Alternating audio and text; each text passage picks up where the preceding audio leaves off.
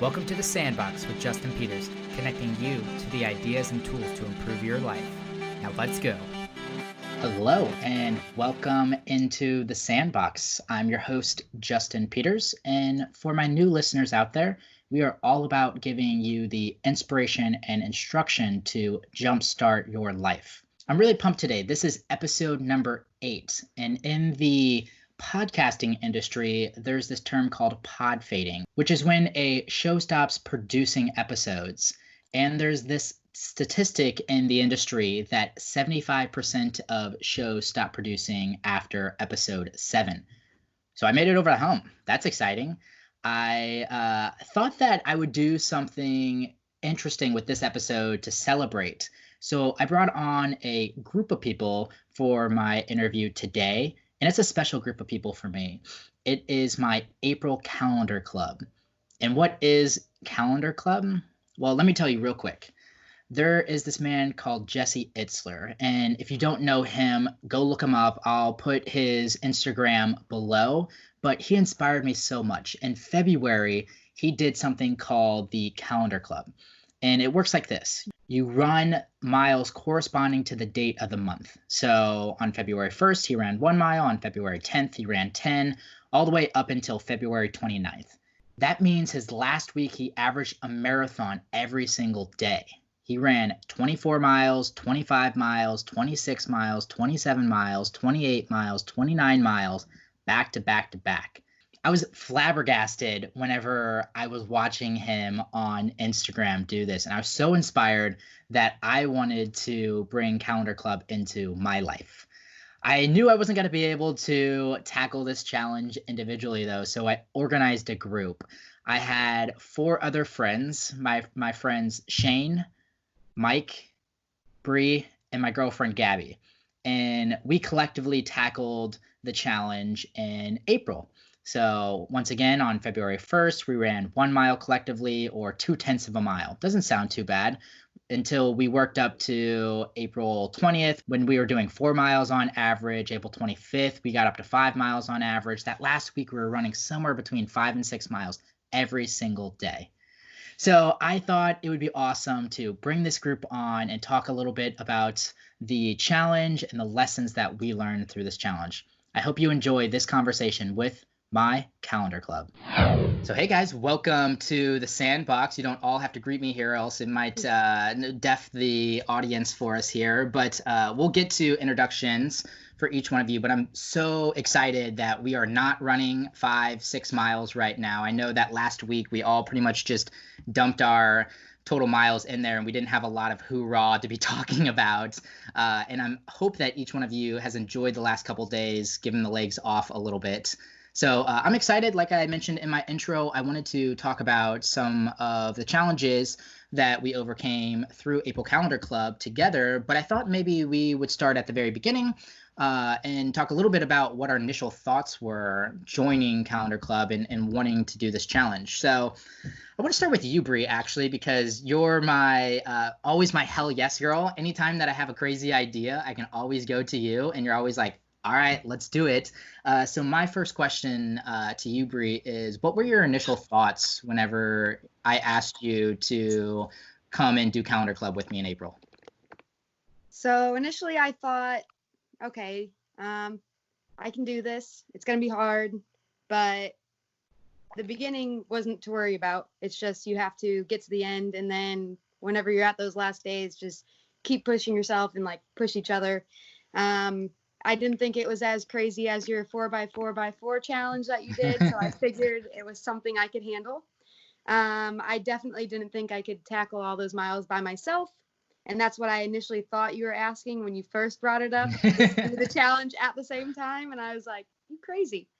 But I'm glad that I did the challenge, and it definitely pushed me and let me know that I can do more than I may think I can do sometimes.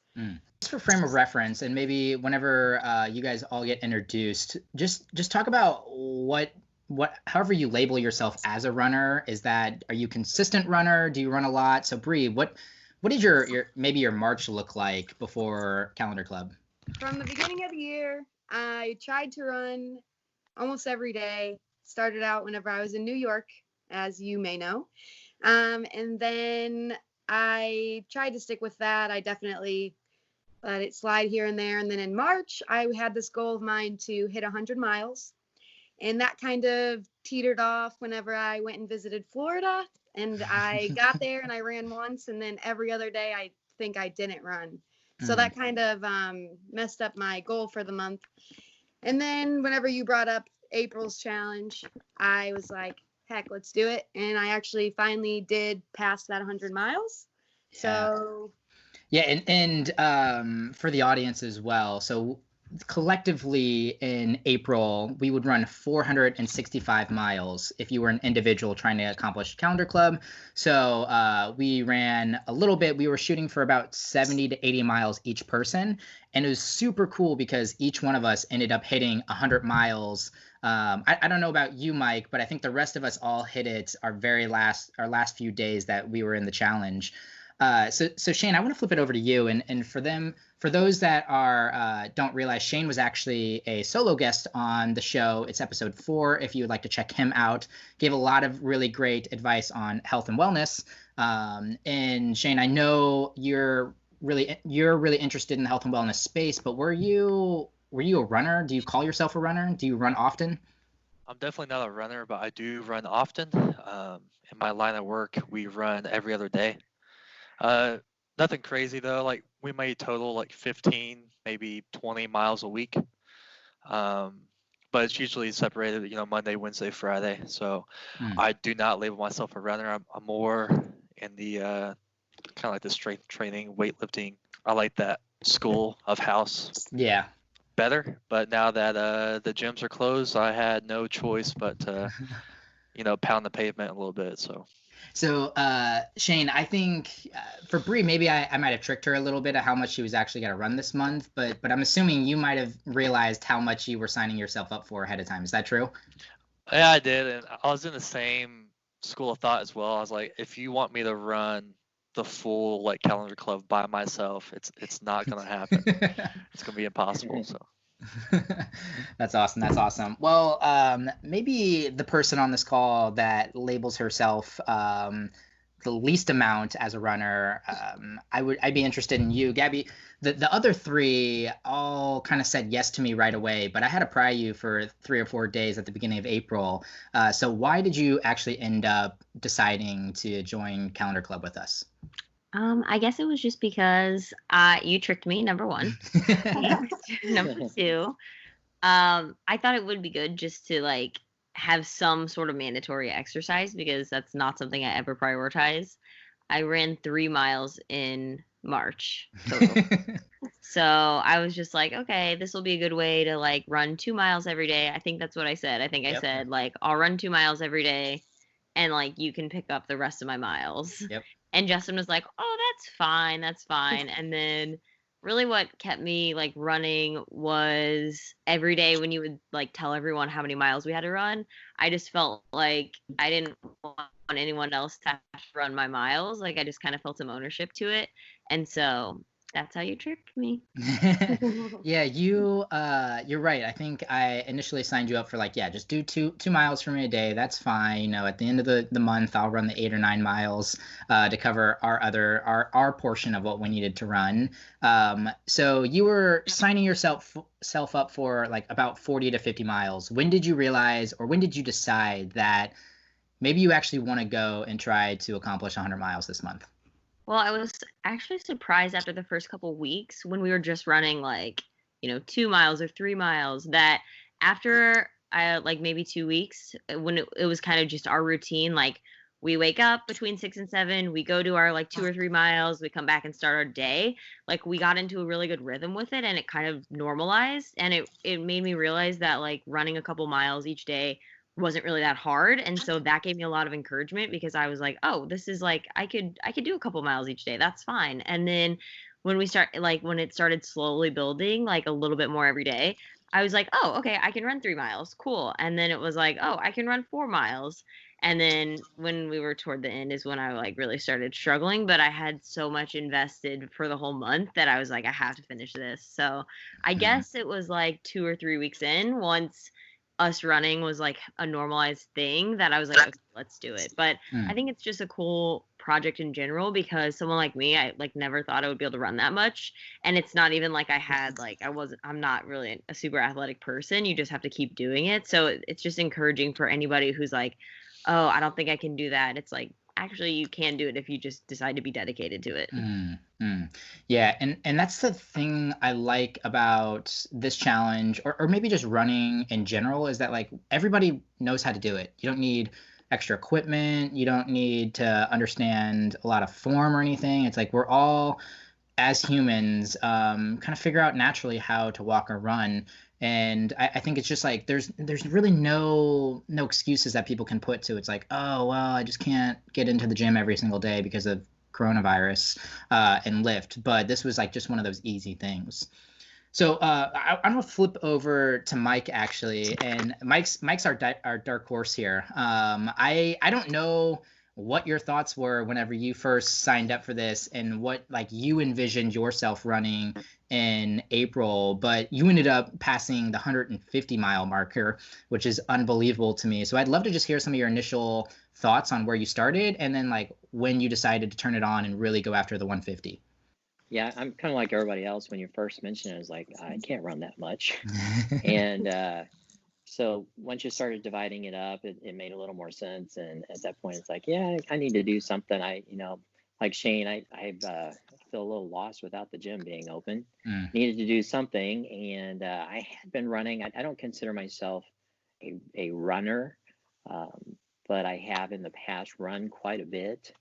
And then it just kind of slacks off a little bit. But I guess about halfway through the month, as I started adding up what I had done and kind of looking ahead at what was going to be required to finish it, I'd put a chart together showing how many miles each stage one of us would have to do. And actually, I kind of did that before Gaby joined the group. And so I'd really kind of started already headed towards that goal.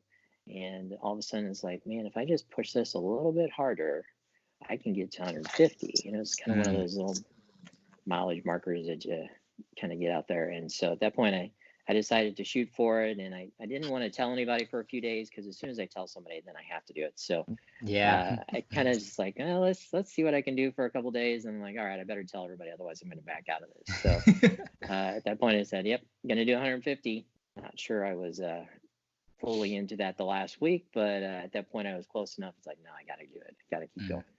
I want to jump off what Mike said about not telling anybody, because that was something that was really big for me too, where after we were like 2.5, 3 weeks in, and I was looking at the numbers, and I was like thinking like, wow, if I just do the amount of miles I'm supposed to run every single day, I'll hit 100 miles on the last day, which like the most miles I've ever ran in a month is 20. So I was like, wow, that would be like pretty significant to be able to hit that. And I thought about it in my head for like 3 or 4 days before I really said it to anybody or even like told you about it. Like it was kind of just my own thing. And then once I like kind of committed to it, I posted it on social media because like I wanted that accountability of, I said like, okay, this is my goal. I wanted people to get like hype around it. I wanted people to be like, yes, like, did you do your miles today? And have that piece of accountability. So that was something too that like once you tell people, then it becomes way more real. Yeah. And that's, I love some of these public challenges for that reason. I had, Bree mentioned it early on too. I did something called the 4x4x48, which I ran 4 miles every 4 hours for 48 straight hours. And it was one of those deals where I kind of wanted to keep it quiet and not let people know that I was trying it, so that if I got halfway through and I didn't feel like I could accomplish that goal, then I could back out and really only disappoint myself. But then I love the public accountability piece to it, because I think it allows you, at least in that middle realm, whenever you really start doubting yourself, to get over the hump of like, okay, I can't do this. I need to try just one more day, try one more day. I don't know if that was similar to you guys. Did the accountability to the group itself keep you guys in it? I didn't want to let the group down, but there came a point where I didn't want to let myself down either. And even when I first announced the 150, I kind of gave a range. It's like, I think I'm going to land between 140 and 150, and I kind of gave myself a little bit of a range, and then after a while it's like, no, you said 150, you got to do 150, so keep Mm, going. mm. Yeah, Shane, what about you? Where were you at in terms of the entire challenge? Was there a point in the challenge that you felt like, I don't know if I really want to do this every single day? Yeah, well, I disliked most of it, you know. So there's a point, you know, like in the 2 mile to 3 mile range where I could push the pace, I could recover. I felt like I was getting a good run in. But once the 4 and 5 mile marks hit, I, I had to focus on more sustainability and survivability. I had to really back off the pace to be able to run the next day. So I think that was the biggest part. It's like when I would start the run, it was almost like I felt like I was walking, like dragging. I was like, if I have to do this for an hour, it's crazy. Like I don't know if I can do it, but um, we did a good job as a group. Like if someone couldn't get their miles in, like we covered down on them, and I just didn't want that to be the case for me. Like I didn't want you guys to have to pick up the slack. So I'm gonna admit that I walked some of my miles. It was the one way that I could ensure that I would be able to get to the end.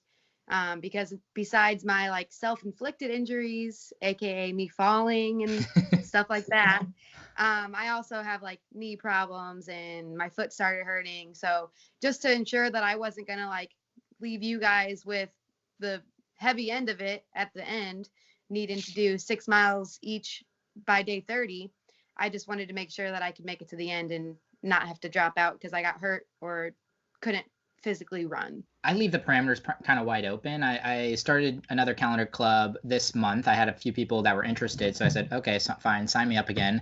So I'm actually running 2 May calendar club groups, and I have a few people that are like, I'm not a runner. I don't think I can push through. And I said, well, define what the miles are, because doing a mile of walking or a mile of row machine or elliptical is better than doing nothing at all. So I was totally on board with that. I just love seeing people set a goal that they think is probably unattainable and then really accomplish that goal. And I that was kind of what I saw with each one of you. I think it was like the whole, like especially with Gaby, because I was running with her every single day, and that was really fascinating. I was pushing you for like, hey, why don't you state what you want to go after? Like, do you want to do 70? I think you could do 70 if the math works out right.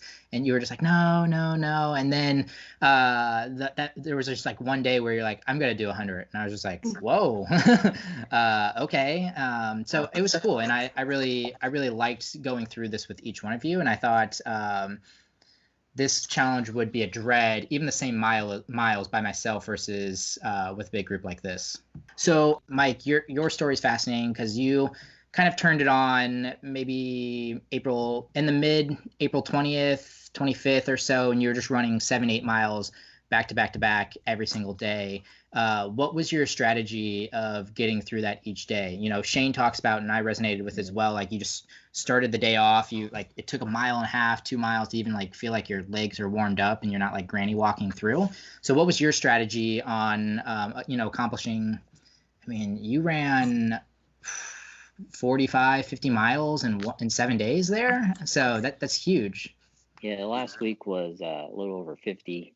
And it got to I kept complimenting everybody else on your pace, and because I was so disappointed in what my pace was compared to what I had done in the past. And it got to a point where it's like, Mike, you just got to give up on the pace. You just got to go out and do it and slow down a little bit. And if for some reason you get to a point at the end, and I think if I look back at most of my runs, it's the last lap around the track, I really pushed it, and you can see the mileage increase. And it's like, man, I feel like I'm flying. Now, when you look at the actual pace at that point, I wasn't going very fast, but it felt fast because I was trying so hard, But it got down to a point where it really was just, you just go out, set a nice, easy pace, get it done, get to the track, and just keep going. And then each lap around the track, you'd be like, oh gosh, that was just one lap. It felt like I've been out here forever. And it's like, but you're getting closer. So just do one more, see where you're at, one more, and then we'll see if we're going to go home or what. And after a while, you've argued with yourself enough about just one more lap that it's like, okay, now it's really just 3 laps and you'll be at 8 miles. You got to keep going. So that's really what it was. It's just, arguing back and forth with myself over and over and over again for 45 minutes straight about, oh, you just want to quit. No, you can't quit. You got to keep going. You're almost there. So Yeah. it was a real struggle. It really was. Yeah, and I totally resonate with that as well. With anything running wise, even when I was doing the 4x4x48, it was just lying to myself every single time. And you just get smaller and smaller with your lies. It's just like, all right, just do one more 4 mile leg. And then once that sounded overwhelming, I was like, just go out and run the very first mile of this leg. And that sounded overwhelming. I was like, just go do 2 minutes of running. And like you get down to the smallest fraction, you kind of keep lying to yourself. Gaby, I know you probably use this strategy a little bit as well. What are your thoughts there? Yeah, I think running is the medium that we were doing, but I think what we're really talking about is mental fortitude and having the mental strength and focus. So that was huge for me is, yeah, like you're saying, like for a couple of days, I would do 1 mile, come back, like drink some water for 10 minutes, and then do another mile and just tell myself, like, okay, you only have to run 1 mile right now. Like, let's go do that one, and then we'll come back. Same as Mike was saying. And like breaking it into smaller pieces so that your brain can comprehend it. Because when you mentally think like, okay, I have 5 more days of this and I have to go run 5 miles right now, like that's like really overwhelming for when your legs are like completely dead and like just you have like almost nothing left. So yeah, same thing about breaking it down. And I think, oh man, it's just for, like I said, for me, since I'm not even a runner, like it wasn't about running, it was about using my brain to continuously focus on just like stepping more. And like if that was some days, the things that helped me was like listening to like Eminem and like aggressive music that like, yes, let's go.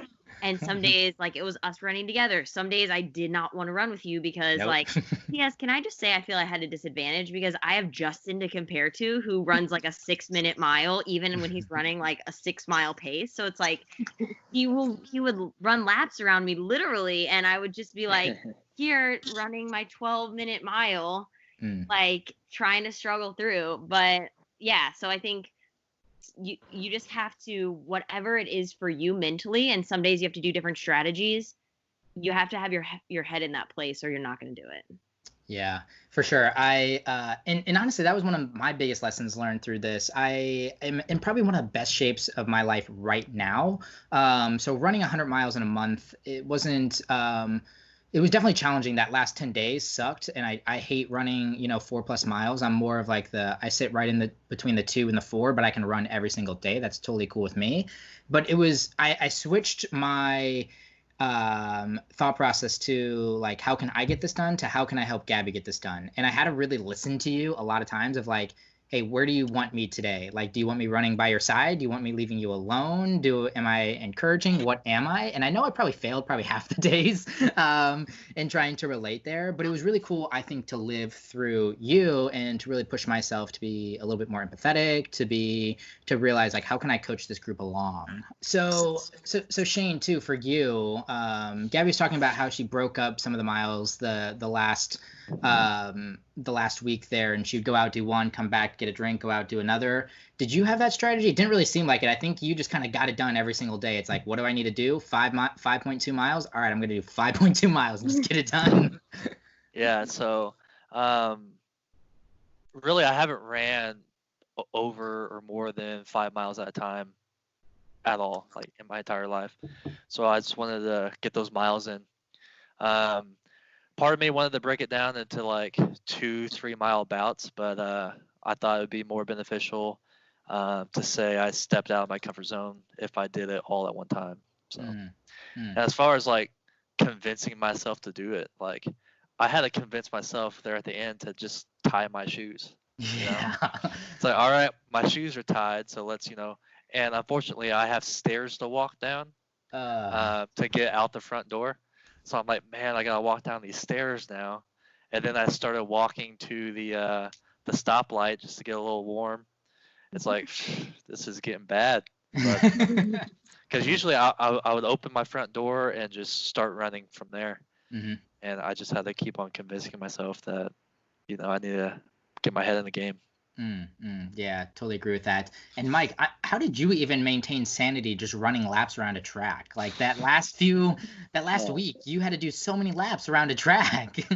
I I do like to keep numbers, and so at first I was like, oh, it's just 20 laps around the track. But after a while, it's like, okay, stop. You gotta stop talking about how many laps this is, because it was just overwhelming. But he was talking about the stairs and that kind of thing. And I live on the third floor of my apartment complex, so yeah, I got some stairs, and I'm not sure if going down or going up is worse sometimes, but it was that. And then I think I mentioned several times in my text back and forth that there is just a really huge steep hill between here and that track.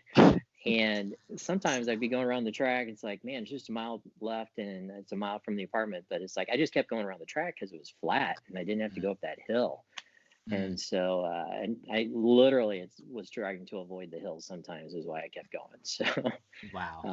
but yeah, it's the other thing that I wanted to tell a story about one of the last days out there. Please. I think I mentioned in one of my texts how, when I left the apartment, I'm looking outside and it's sunny and just a few clouds. And I mean, it looked like a beautiful day for Seattle, especially for Seattle.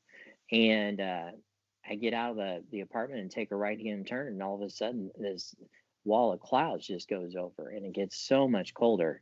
And like, I just got started. This is an 8-mile day, and I just got started 10 minutes into it. Now it's cloudy and cold. Thank goodness I have a jacket, right?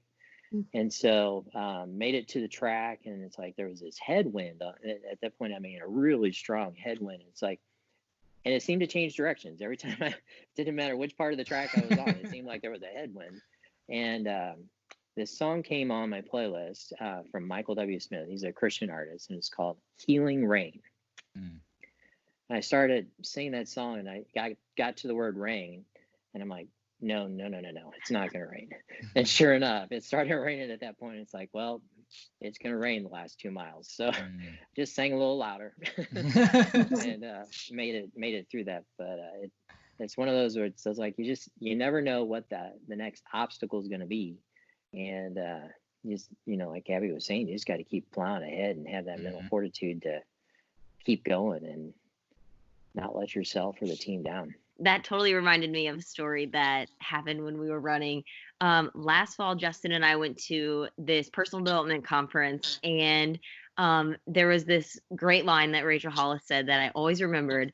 And she said there's like 3 different kinds of people in the world. The first person sees a hill, and that's like too much for them. They're like, I can't go up the hill. The second person decides they can go up the hill, but they go a lot slower than their walking pace. And then the third person runs at the hill and tries to go up it even faster than they were going before. And I always think about that because we have a huge hill right before we get to the blacktop where we're running. And like, I avoid running there because it's like the worst hill ever.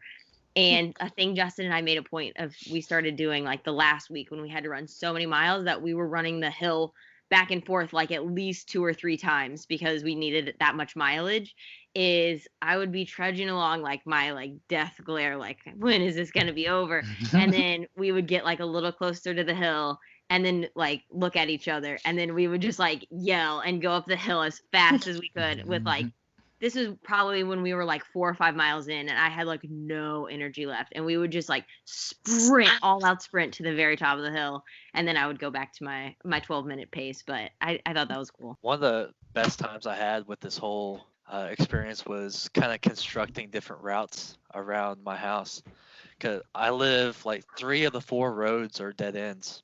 So I was able to, early on, like a down and back would give me my 2 miles. And then I found a 3.11 mile loop. So I was like, all right, I can do that.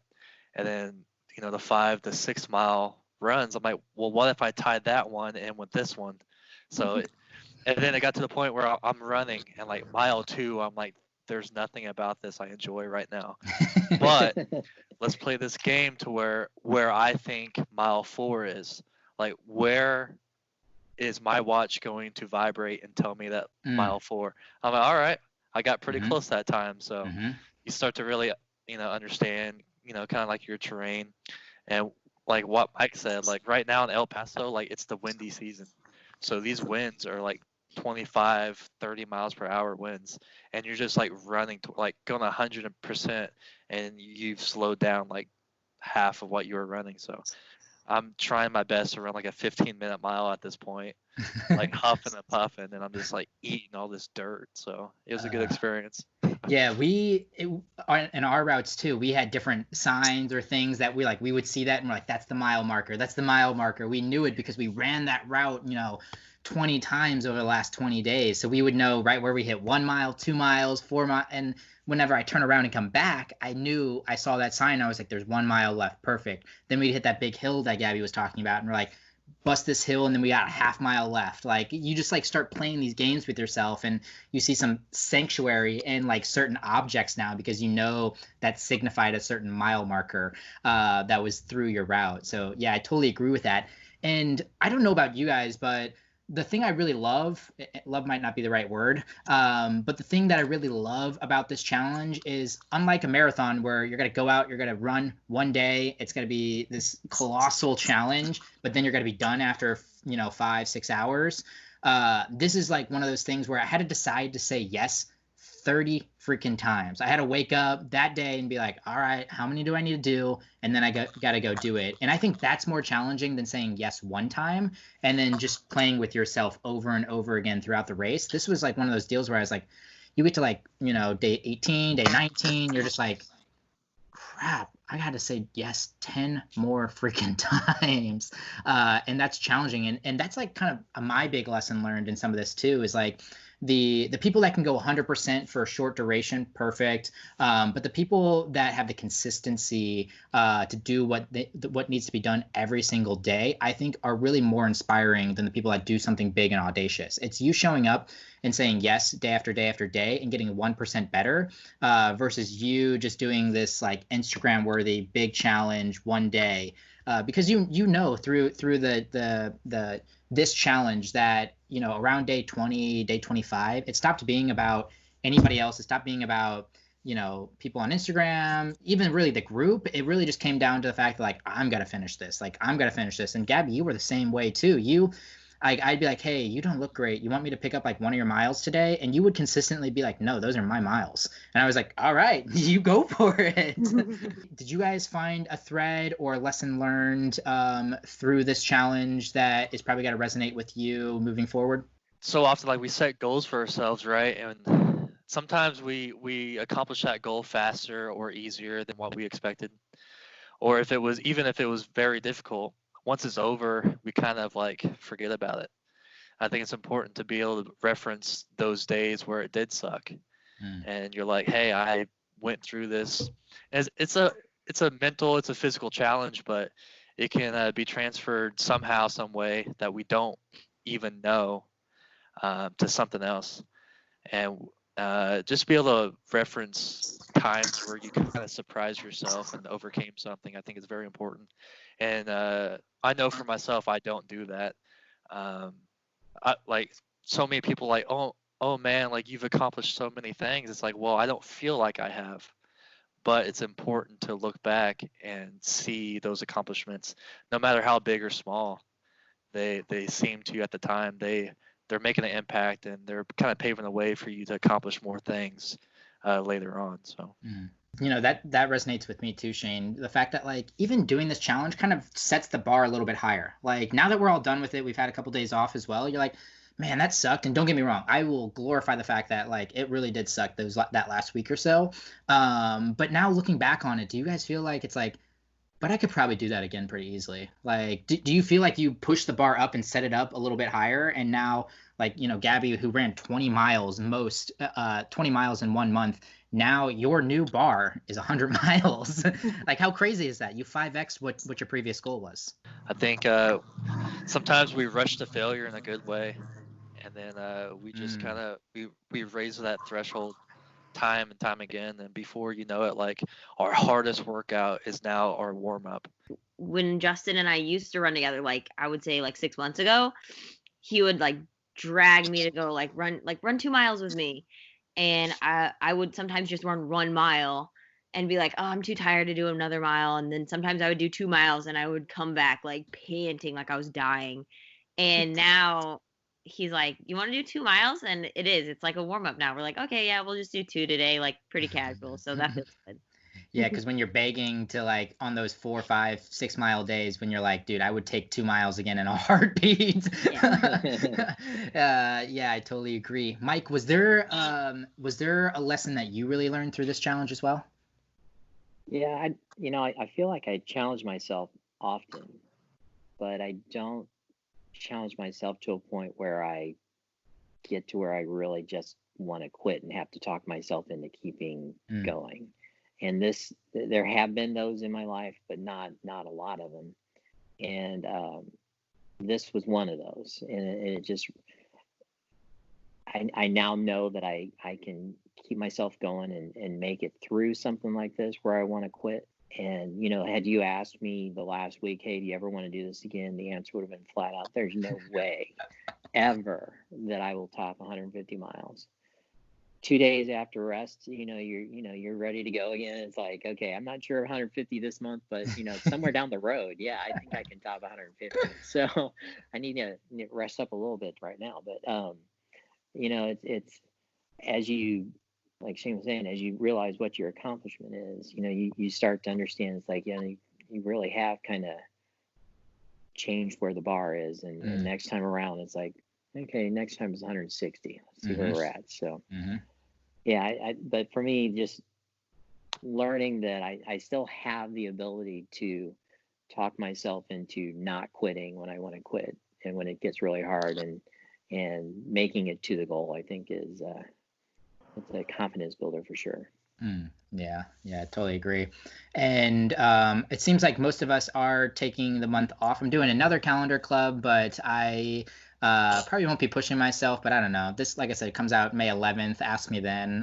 It depends. Maybe I'll be on it again. I'm one of those people that I'm like, I don't want to do anything challenging for a few days, and then someone says some dumb idea for me like a week later. I'm like, all right, let's give it a go. But Bree, you're actually one who re-upped and wants to do calendar club again in May. Why? That's the big question. Well, for one, if you're doing it, I mean, I'm going to try to do it. Like, why would I not? If somebody else in the group is already going to do it. And also, your brother, Kyle, who was on one of your other podcasts, I think it was either the last day of April or May 1st, he goes, hey, do you want to see who can do the most miles in May? And I was just like, sure. And so on that first day, he asked me when he got off work what I was at for my day, and I was like 6.09. And he's like, oh, okay. Well, then he goes out and he finishes at 7.29 miles. So I put my shoes back on, laced them up, and went back out there and hit another like 3 and finished at like 9.2 or 9.3 miles for my first day that I wanted to rest of May 1st. Just finished the calendar club, and I don't know. I just think it goes to show you that you really can do more than you think you can do. And I just try not to compare myself to what everybody else is doing, even though I might try to do that sometimes, like, oh, that pace is better than mine, or wow, I had to walk a little bit here, but like I still got it done. And I think if people just try not to compare themselves to how everybody else is doing or their paces or whatnot, you can really get over mental blocks a lot more and just do it for yourself. And if you got to walk. If you got to sprint. Like, just do it. If you got to crawl. I kind of have to. Well, Bree, I won't make you say anything out loud, but if you let my little brother beat you in this challenge this month, I'm going to be so disappointed. He'll be listening to this, but that will be like 2 weeks from now. So do you want to make a public announcement to him and give him a little bit of a challenge here? It's on like Donkey Kong. Whenever we get off this call, I'm going out there and I'm going to hit a few more miles. I'm ahead of him right now still. I love it. I think that's a great place to end, guys. I super appreciate you being so involved in April Calendar Club, and for everybody raising their hand to do this. It was so freaking cool to see you guys all accomplish your goals and then some. It's you guys will offer, even though I'm doing a May Calendar Club, you guys will forever be remembered as my first calendar club, and maybe down the road we'll all get to do an individual calendar club at some point in time. I am not interested in that right now. I'm not gonna think about it right now, but I don't know. Maybe this time next year we're gonna throw out a bigger, audacious goal to go and accomplish. So yeah, thanks again for going along in this journey with me, and looking forward to doing some hard stuff with you again in the future. Welcome back, everybody. I hope you enjoyed that conversation. Once again, huge shout out to Shane, Mike, Bree, and Gabby for going on that journey with me, that challenge. April Calendar Club was such a blast. It was really cool to see each of you accomplish 100 miles. And Mike, huge shout out to you for doing 150. I will take on that challenge in the near future here. I hope with this episode, it gave you a little inspiration. I think fitness challenges are always a great way to jumpstart that area of your life. I have a May Calendar Club going on right now, but I will probably be setting up a June Calendar Club. So if that's something that interests you, reach out to me. You can DM me at Justin Lee Peters on Instagram. I'd love to hear from you. That's it, everybody. I hope you are doing something great with your May, and I'll see you next time in the Sandbox.